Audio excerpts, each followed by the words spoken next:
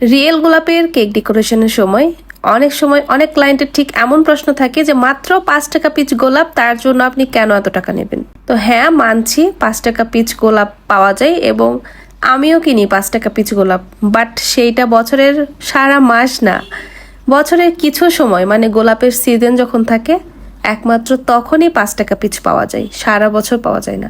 যেমন আমার এই ফ্লাওয়ারগুলো আমি এখন নিয়ে এসেছি, দোকানদার আমার থেকে প্রতি পিচের জন্য নিয়েছে 20 টাকা, তার মানে 5টা গোলাপের জন্য আমাকে 100 টাকা দিতে হয়েছে দোকানদারকে। এবং আমার বাসা থেকে যাওয়া আসার জন্য রিক্সা ভাড়া লেগেছে 15-30 টাকা। সো 130 টাকা লেগেছে আমার এই 5টা গোলাপের জন্য। তো 30 টাকা কিন্তু আমি অবশ্যই অ্যাড করব, আমি তো আর সেটা গায়ে থেকে দেব না। সো 5 টাকা পিচ যখন গোলাপ থাকে তখন কিন্তু একরকমের চার্জ ধরা হয়, আবার যখন 20 টাকা পিচ গোলাপ থাকে তখন কিন্তু চার্জ বেশি ধরা হয়।